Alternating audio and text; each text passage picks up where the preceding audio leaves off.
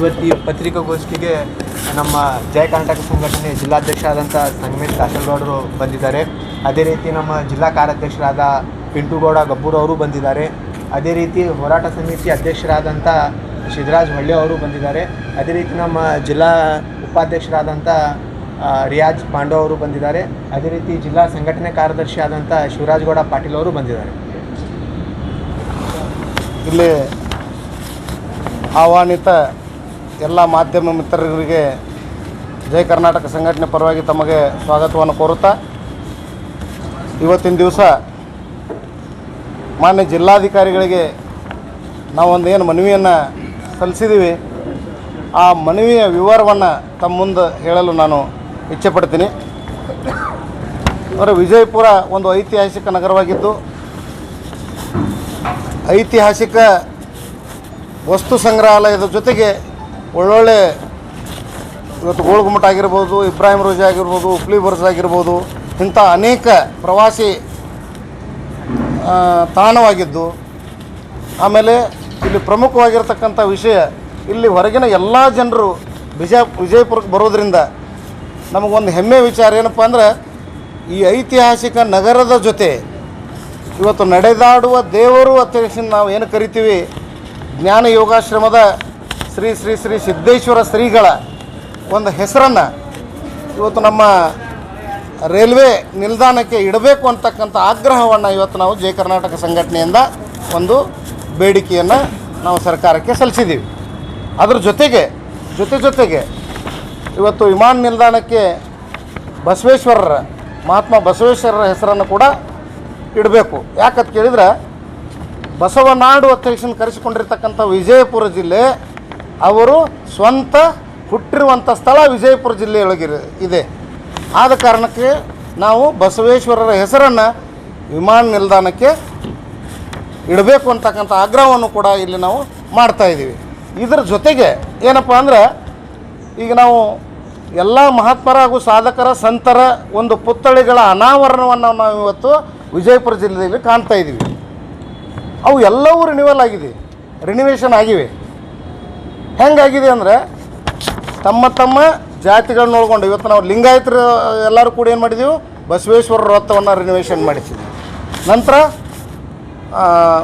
ಶಿವಾಜಿ ವೃತ್ತವನ್ನು ಎಲ್ಲರೂ ಮರಾಠ ಸಮಾಜದವರು ಎಲ್ಲರೂ ಸೇರಿ ಅದನ್ನು ಮಾಡ್ಬೇಕಂತ ಒತ್ತಾಯ ಮಾಡಿದ್ದೀವಿ. ಆಮೇಲೆ ಅಂಬೇಡ್ಕರ್ರ ಪುತ್ಥಳಿ 2 ಸಲ ರಿನಿವೇಲ್ ಆಯಿತು. ಆದದ್ದು ನಮ್ಮದು ಒಳ್ಳೆಯದೇ. ಅದ್ರ ಜೊತೆಗೆ ಇವತ್ತು ಸ್ವತಂತ್ರ ಸಿಕ್ಕ ನಂತರ ಏನು ನಿರ್ಮಾಣ ಆಗೈತಿ ಗಾಂಧಿ ಪುತ್ಥಳ, ಅದಕ್ಕೆ 2 ಕೈ ಇಲ್ಲ, ಒಂದು ಸಿಮೆಂಟ್ ಪುತ್ಥಳ ಐತಿ. ಅದು ಇನ್ನೂವರೆಗೆ ಯಾರು ಅದನ್ನು ರಿನಿವೇಷನ್ ಮಾಡಬೇಕು, ನಗರವನ್ನು ಸುಂದರವಾಗಿ ಮಾಡಬೇಕು, ಗಾಂಧಿ ವೃತ್ತವನ್ನು ಒಂದು ಸುಂದರವಾಗಿ ಮಾಡಬೇಕು ಅಂತಕ್ಕಂಥ ವಿಚಾರವನ್ನು ಯಾರೂ ಮಾಡಿಲ್ಲ.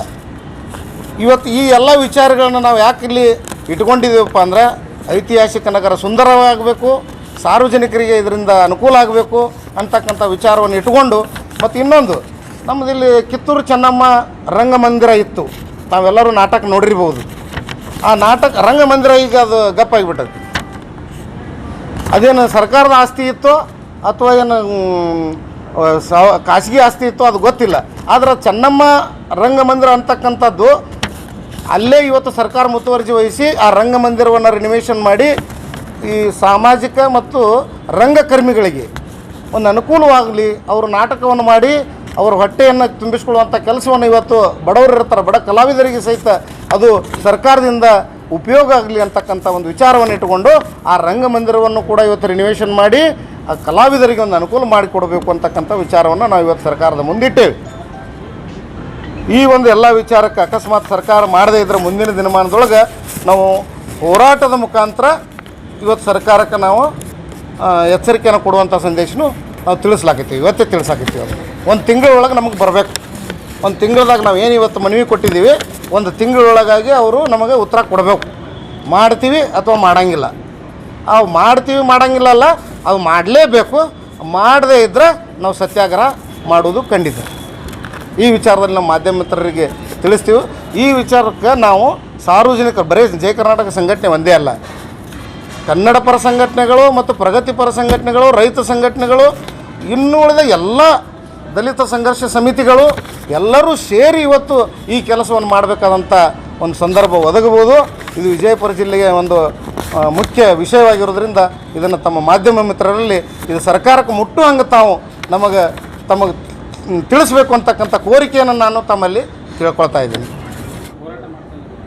ಹೋರಾಟಿಗೆ ಹೆಚ್ಚು ಕಡಿಮೆ ಎಲ್ಲಿ ನೋಡಿದರೂ ಕನ್ನಡ ನಾಮಫಲಕಗಳು ಕಾಣಿಸ್ಲಾಕೈತೇವ. ಮತ್ತು ನಾವು ಎಲ್ಲಿ ಇನ್ನತನ ಬಿಜಾಪುರದೊಳಗೆ ಹಿಂಗೆ ಕಾಣಿಸಿದ್ರೆ ಮಾತ್ರ ಅದ್ರ ಕುರಿತಾದ ನಾವು ಹೋರಾಟ ಮಾಡೇ ಮಾಡ್ತೀವಿ 100ಕ್ಕೆ 100 ಇದು. ಯಾಕೆ ಕನ್ನಡ ಪರ ಸಂಘಟನೆಗಳು ಅದು ಕರ್ನಾಟಕದಲ್ಲಿ ಆ ನಾಮಫಲಕಗಳ ಕುರಿತಾಗಿ ನಾವು ಹೋರಾಟ ಮಾಡೇ ಮಾಡ್ತೀವಿ. ಇದು ಮಾತ್ರ ಸತ್ಯ. ಅವ್ರು ಹಾಕದೇ ಇದ್ರೆ ಅಕಸ್ಮಾತ್ ಇನ್ನು ತಿದ್ದುಕೊಳ್ಳಿ. ಈಗ ತಾವೇನು ಕೇಳಿರಿ ಆ ಪ್ರಶ್ನೆಗೆ ಅವ್ರು ತಿದ್ದುಕೊಳ್ಳೋರು ಇದ್ರಂದ್ರೆ ತಿದ್ದುಕೊಳ್ಳಿ. ಮುಂದಿನ ಹೋರಾಟಗಳು ಮಾತ್ರ ಕನ್ನಡ ಫಲಕಗಳು ಕಂಪಲ್ಸರಿ. ಇವತ್ತು ಯಾವುದು ಹೋಟೆಲ್ಗಳಿರಲಿ, ಆಫೀಸ್ಗಳಿರಲಿ, ಅಥವಾ ಯಾವುದೇ ಒಂದು ಬ್ಯಾಂಕ್ಗಳಿರಲಿ, ಅಲ್ಲಿ ಕನ್ನಡದ ಫಲಕಗಳೇ ಮುಖ್ಯವಾಗಿ ರಾರಾಜಿಸಬೇಕು. ಆದರೆ ಭಾಷಾವಾರು ಪ್ರಾಂತ ಇರೋದ್ರಿಂದ ಇಲ್ಲಿ ಎಲ್ಲ ಹೊರಗಿನ ದೇಶದ ಒಂದು ಜನ ಬರೋದ್ರಿಂದ ಒಂದು ಸಂಕ್ಷಿಪ್ತವಾಗಿರ್ತಕ್ಕಂಥ ಸಣ್ಣ ಪ್ರಮಾಣದ ಇಂಗ್ಲೀಷ್ ಆಗಲಿ ಅವ್ರವ್ರ ಭಾಷೆದಾಗಲಿ ಹಾಕೋಬೋದು, ಏನು ಪ್ರಶ್ನೆ ಇಲ್ಲ.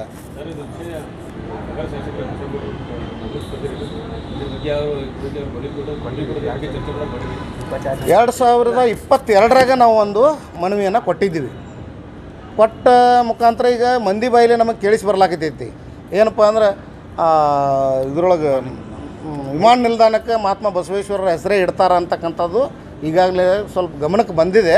ಬಟ್ ಅದು ಅಥೆಂಟಿಕ್ ಆಗಿ ಏನೋ ನಮಗೇನು ಗೊತ್ತಾಗಿಲ್ಲ. ಆದರೆ ನಾವು 2022 ಇದರ ಹೋರಾಟ ಮುಖಾಂತರ ತಾವೇ ಇದನ್ನು ಸುದ್ದಿನೂ ಪ್ರಕಟ ಮಾಡಿದ್ರಿ. ಅವಾಗ ತಮ್ಮ ಹತ್ರ ಇದೆ ಇದು.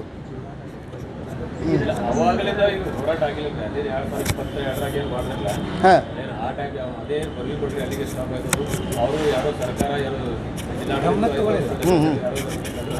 ಹಾಂ ಏನು ಹಾಂ ಹಾಂ ಹೋರಾಟ ಮಾಡ್ಬೇಕನ್ನಾಗುತ್ತೆ. ಇಲ್ಲ ನಿರಂತರ ಹೋರಾಟ ಇವತ್ತಿನಿಂದ ಪ್ರಾರಂಭ ಇದು. ಅವ್ರಿಗೆ 1 ತಿಂಗಳು ಗಡುವು ಕೊಟ್ಟಿವು.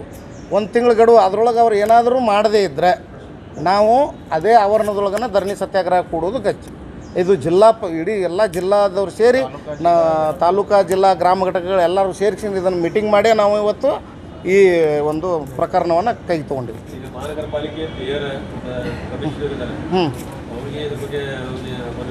ನಾವು ಖುದ್ದಾಗಿ ಕೊಟ್ಟಿಲ್ಲ. ಆದರೆ ಇವತ್ತು DC ಅವ್ರಿಗೆ ಏನು ತಿಳಿಸಿವಪ್ಪ ಅಂದ್ರೆ ಮನವಿ ಒಳಗೆ ತಿಳಿಸಿವ. ನಾವು ತೆಳಗೆ ಬರದೇವು. ಅಲ್ಲಿ ಪ್ರಧಾನಮಂತ್ರಿವರೆಗೂ ಇದು ಹೋಗ್ಬೇಕು.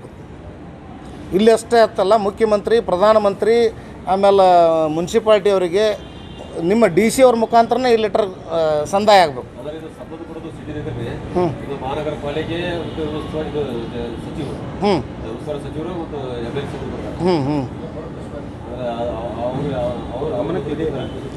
ಇಲ್ಲ, ಇನ್ನೂ ಅವ್ರ ಗಮನಕ್ಕೆ ನಾವು ತಂದಿಲ್ಲ. ಆದ್ರೆ 2022 ಅವ್ರ ಗಮನಕ್ಕೆ ತಂದಿದ್ದೆವು. ಅವ್ರು ಮಾಡ್ರಿ ಅಂತ ಹೇಳಿದ್ರು ಅವಾಗ. ಆದ್ರೆ ಮುಂದೆ ಅವರು ಏನೂ ಯಾವುದೇ ರೀತಿಯಾದಂಥ ಉತ್ತರವನ್ನು ಕೊಡಲಿಲ್ಲ ಅನ್ನೋದಕ್ಕಿಂತ 2 ವರ್ಷ ಡಿಲೇ ಆಗ್ತದೆ. ಆದರೆ ಈಗ ನೀವೇನು ಕೇಳಿದ ಪ್ರಶ್ನೆಗೆ ನಾನು ಹೇಳಕತ್ತೀನಿ, ಇದು ಕಂಟಿನ್ಯೂ. ಇವತ್ತಿನಿಂದ ಇದು ಪ್ರಾರಂಭ. ಮುಂದಿನ ದಿನ ನಾವು ಉಗ್ರ ಹೋರಾಟಕ್ಕೂ ತಯಾರಿದೀವಿ, ಧರಣಿ ಸತ್ಯಾಗ್ರಹಕ್ಕೂ ತಯಾರಿದೀವಿ. ಪ್ರಮುಖ 4 ಬೇಡಿಕೆಗಳು ಅವರಿಗೆ. ಈ 4 ಬೇಡಿಕೆಗಳಿಗೆ ಬೇರೆ ಸಂಘಟನೆಗಳು ಯಾವಾಗ ನಿಮಗೆ ಸಪೋರ್ಟ್ ಮಾಡ್ತಾರೆ? ಇನ್ಮೇಲೆ ನಾವು ಅವ್ರ ಜೊತೆ ಚರ್ಚೆ ಮಾಡ್ತೀವಿ ಸರ್. ಅವ್ರ ಜೊತೆ ಚರ್ಚೆ ಮಾಡ್ತೀವಿ. ಈಗ ಬೇಡಿಕೆ ಇಟ್ಟೇವು. ಮಹಾತ್ಮ ಗಾಂಧೀಜಿ ಅವರ ಮೂರ್ತಿ ಬದಲಾವಣೆ ಆಗ್ತೈತೆ ಅನ್ನೋದು ನಿರೀಕ್ಷೆ ಐತೆ 100%. ಯಾಕಾಗಲ್ಲ ಅಲ್ಲ ಸರ್, ನೀವು ಯಾಕಾಗಲ್ಲ ಹೇಳ್ರಿ. ಈಗ ಕೆಂಪೇಗೌಡ ಬಸ್ ನಿಲ್ದಾಣ ಇಟ್ರಿ, ವಿಮಾನ ನಿಲ್ದಾಣಕ್ಕೆ ಅಂತಾರಾಷ್ಟ್ರೀಯ ವಿಮಾನ ನಿಲ್ದಾಣ ಕೆಂಪೇಗೌಡ ಇಟ್ರಿ, ನಾವೇನೂ ಕೇಳಿಲ್ಲ. ನಾಡಪ್ರಭು ಅವ್ರು ಕರ್ನಾಟಕಕ್ಕೆ ಕೊಡುಗೆ ಅವ್ರದ್ದು ಇಟ್ರಿ. ಮತ್ತು ನೀವು ಸಾಂಸ್ಕೃತಿಕ ನಾಯಕ ಬಸವಣ್ಣಂದು ಇಡಲ್ಲ. ದೇಶಕ್ಕೆ ಸ್ವಾತಂತ್ರ್ಯ ಕೊಟ್ಟವರು ನಿಮ್ಮದು ಮಹಾತ್ಮ ಗಾಂಧಿ ಪುತ್ಳಿ ಕಾಣಲ್ಲ. ನಗರ ಶಾಸಕರು ಭಾಳ ಮಾತಾಡ್ತೀರಿ, ಇಂಟ್ರೆಸ್ಟೆಡ್ ಇರ್ತೀರಿ. ಬಿಜಾಪುರ ಹಂಗೆ ಮಾಡ್ತೀನಿ, ಸಿಂಗಾಪುರ್ ಮಾಡ್ತೀನಿ ಅಂತೀರಿ. ಡಿಸ್ಟ್ರಿಕ್ಟ್ ಮಿನಿಸ್ಟರ್ ಅಭಿವೃದ್ಧಿ ಅಧಿಕಾರಿ ಇದ್ದೀರಿ ನೀವು ಯಾಕೆ ಮಾಡ್ತಾ ಇಲ್ಲ? ನಿಮ್ಗೆ ಯಾಕೆ ಕಾಣ್ತಾ ಇಲ್ಲ? ಮತ್ತು ಇದು ಸೌತ್ ನಾರ್ತ್ ಡಿಫ್ರೆನ್ಸ್ ತೋರಿಸ್ಲಾಕತ್ತದಲ್ಲ.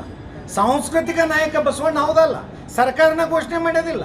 ಮತ್ತು ಬಸವಣ್ಣವ್ರ ನಾಯಣ್ಯಾಗ ಬಸವಣ್ಣನ ಹೆಸರು ಇಡಕ್ಕೆ ನೀವು ಯಾಕೆ ಹಿಂದೆ ಮುಂದೆ ನೋಡ್ತೀರಿ ಸರ್? ಖಂಡಿತ ಹೇಳ್ತೀವಿ. ನಮ್ಮ ಅಧ್ಯಕ್ಷರು, ರಾಜ್ಯಾಧ್ಯಕ್ಷರು, ಜಿಲ್ಲಾಧ್ಯಕ್ಷರ ನೇತೃತ್ವದೊಳಗೆ 1 ತಿಂಗಳು ಬಿಟ್ಟಿಂದ ಅವರು ಇದಕ್ಕೆ ಏನೇ ಸ್ಪಂದಿಸದೆ ಹೋದಲ್ಲೇ ಧರಣಿ ಸತ್ಯಾಗ್ರಹ, ಆನಂತರ ಉಪ ಸತ್ಯಾಗ್ರಹ, ಆನಂತರ ಸಚಿವರ ಮನೆಗೆ ಗೆರವು, ಆನಂತರ ಬಿಜಾಪುರ ಸಿಟಿಗೆ ಬಂದು ಇದಕ್ಕೆ ರೈತ ಸಂಘ, ಕಸಾಪ, ಮಾಜಿ ಸೈನಿಕರ ಸಂಘ, ವ್ಯಾಪಾರೋದ್ಯಮ, ವಕೀಲರ ಸಂಘ, ಡಾಕ್ಟರ್ ಅಸೋಸಿಯೇಷನ್, ಬಿಜಾಪುರ ಎಲ್ಲ ನಾಗರಿಕರು, ಮಹಿಳಾ ಸಂಘಟನೆಗಳನ್ನು ತಗೊಂಡು ಇದನ್ನು ಯುದ್ಧದೊಳಗೆ ಗೆಲ್ತೀವಿ. 100% ನ್ಯಾಯಯುತ ಅದ ಅಲ್ರಿ. ನಡೆದಾಡುವ ಶ್ರೀಗಳ ಬಗ್ಗೆ ಸಿದ್ದೇಶ್ವರಪ್ಪರ ಬಗ್ಗೆ ಭಾಳ ಮಾತಾಡ್ತೀರಿ. ಶಾಸಕರು ಅವ್ರಲಿಂದನೇ ನೀವು ಆರಿಸಿ ಬರ್ತೀರಿ, ಮತ್ತು ನೀವು ಅವ್ರದ್ದು ಯಾಕೆ ಹೆಸರು ಇಡತ್ತಾ ಇಲ್ಲ? ಈಗ ನಿನ್ನೆನೆ ಅದು ಚುಂಚನಗೂರು ಅಜ್ಜರದು ಹೆಸರನ್ನ ನಾಮಕರಣ ಮಾಡ್ತೀನಿ ಅಂತ ತಾವೆಲ್ಲ ಮೀಡಿಯಾದಾಗ ನೋಡಿರ್ಬೋದು. ವಿ ಸೋಮಣ್ಣವ್ರು ಹೇಳಿದರು. ಈಗ ನಾವು ನಮ್ಮ ಅಧ್ಯಕ್ಷರು, ನಮ್ಮ ಕಮಿಟಿಯವರು ವಿ ಸೋಮಣ್ಣವ್ರಿಗೆ ಈ ವಾರದಾಗ ನಾವು ಭೇಟಿ ಆಗ್ತೀವಿ. ಈ ಸಂಸದರಿಗೆ ನೀವು ಹೇಳಿದ್ರಲ್ಲಿ ಯಾಕೆ ಲೇಟ್ ಅಂತ, ಕೇಂದ್ರ ಸರ್ಕಾರದ ಮೇಲೆ ರಾಜ್ಯ ಸರ್ಕಾರ, ರಾಜ್ಯ ಸರ್ಕಾರ ಮೇಲೆ ಕೇಂದ್ರ ಸರ್ಕಾರ, ಅದು ಲೇಟ್ ಆಗತ್ತೆ. ನಾವು 2022ರಾಗೂ ಅಧ್ಯಕ್ಷರು ನಾವೆಲ್ಲ ಕೂಡಿ ಶೀಘ್ರದಲ್ಲೇ ವಿಮಾನ ನಿಲ್ದಾಣ ಓಪನ್ ಮಾಡೋಂಥ ಹೋರಾಟನೂ ನಾವು ಮಾಡೀವಿ ಸರ್. ಈ ಮೇಲ್ಸೇತುವೆ ಲೇಟ್ ಆಯ್ತಲ್ಲ, ಅವಾಗೂ ನಾವು ಕನ್ನಡ ಸಂಘಟನೆ ನಿಂಬಲ್ಲಿ ನೀವೇ ಸುದ್ದಿ ಮಾಡಿರೋದನ್ನು ನಾವು ಮನವಿ ಕೊಟ್ಟಿವಿ. ಅದನ್ನು ನೀವು ಶೀಘ್ರದಲ್ಲೇ ಮಾಡಿರಿ. ಕುಂಟನೆ ಅಲ್ರಿ, ಮಂಡ್ಯದ ಹೋಗಿದ್ದೆ ನಾನು ಮೊನ್ನೆ. ಮಂಡ್ಯದಾಗ 10 ಫ್ಲೈಓವರ್ ಅದಾವೆ. ಬಿಜಾಪುರದಾಗ 1 ಫ್ಲೈಓವರ್, 50 ವರ್ಷ ಸ್ವಾತಂತ್ರ್ಯ ಸಿಕ್ಕಿಂದ 1 ಫ್ಲೈಓವರ್ ಆಗ್ಯದ. ಇನ್ನೂ 4 ಅವಶ್ಯಕತೆ ಅದಾವೆ ಸರ್. ಮುಂದಿನ ದಿನದಾಗ ನಮ್ಮ ಅಧ್ಯಕ್ಷರ ನೇತೃತ್ವದೊಳಗೆ 4 ಫ್ಲೈಓವರು ಗಾಂಧಿ ಚೌಕದೊಳಗೆ ನಿಮ್ಗೆ ಹೇಳ್ತೀನಿ ನಾನು. ಎಲ್ಲ ಬೆಂಗಳೂರಾಗ ಸಣ್ಣ ಸಣ್ಣ ಗಲ್ಲಿ ಒಳಗೆ ಲಿಫ್ಟ್ ಫ್ಲೈಓವರ್ ಮಾಡೀರಿ. ನಮ್ದು ಯಾಕೆ ಮಾಡ್ತಾಯಿಲ್ಲ? ಮ್ಯಾನುವಲ್ ಮಾಡೀರಿ. ನಾವು ಬಿಸಿಲು, ನಮ್ಮ ಜನ ಬಿಸಿಲೊಳಗೆ ಏರ್ ಹೋಗ್ಲಿಕ್ಕಾಗಲ್ಲ. ಅವ್ರು ಕಾನೂನು ಕ್ರಮ ಕೈಗೊಂಡು ಅಡ್ಡ ದಾರಿಗೆ ರಸ್ತೆ ದಾಟೋ ಪ್ರಯತ್ನ ಮಾಡ್ತಾರೆ. ಅವಾಗ ಅಪಘಾತಗಳಾಗ್ತವೆ. ನೀವು ಈ ಕಡೆ ಲಿಫ್ಟ್ ಇಡ್ರಿ, ಆರಾಮ್ ಹೋಗ್ತಾನೆ ಮನುಷ್ಯ. ಆ ಥರ ಲಿಫ್ಟ್ ಫ್ಲೈಓವರು 5 ಕಡೆ ನಾವು ಅಧ್ಯಕ್ಷರು ಮಾತಾಡೀವಿ. ಈ ಹೋರಾಟ ಮುಗಿಯೋಣ ಅದನ್ನೇ ಮಾಡ್ತೀವಿ ಸರ್. ಬಿಜಾಪುರ ನಗರ ಸುಂದರೀಕರಣ ಆಗಬೇಲಿಕ್ಕೆ ಜಯ ಕರ್ನಾಟಕ ಸಂಘಟನೆ ಖಂಡಿತ ಪಾಲಿರ್ತದೆ ಸರ್. ಎಲ್ಲರೂ ಜಾತಿ ಗೀತಿ ನೋಡೋಕೆ ನಮಗೆ ಜಾತಿ ಇಲ್ಲ, ಕನ್ನಡನೇ ಒಂದು ಜಾತಿ. ನಾವು ಬಿಜಾಪುರ ಅಭಿವೃದ್ಧಿಗೆ ನೆಲ ಜಲ, ಈ ತಾಯಿಗೆ ಈ ಭೂಮಿಗೆ ಅನ್ಯಾಯ ಆದ ಕನ್ನಡಕ್ಕೆ ನಾವು ಬರೋರೆ. ಈಗ ಅಧ್ಯಕ್ಷರು ಹೇಳಿದ್ರಲ್ಲ, ನೆಕ್ಸ್ಟ್ನು ಕನ್ನಡ ಬಗ್ಗೆ ನಾವು ಹಾಕೊತೀವಿ, ಕನ್ನಡ ಬೋರ್ಡ್ ಬಗ್ಗೆ ಹಾಕೊತೀವಿ. ಅದಕ್ಕೆ ಸರ್ ಇದ್ರ ಖಂಡಿತ ಗೆಲ್ತೀವಿ. ನಿಮ್ಮ ಸಹಕಾರ ಇರಲಿ. ಮಾಧ್ಯಮದ ಸ್ವಲ್ಪ ರಾಜ್ಯ ಮಟ್ಟಕ್ಕೆ ಹೋಗೋಂಗೆ ಸುದ್ದಿ ಆದ್ರೆ ಒಳ್ಳೆಯದಂತೇಳಿ. जुड़े रहिएगा आपके अपने चैनल बीजापुर समय के साथ।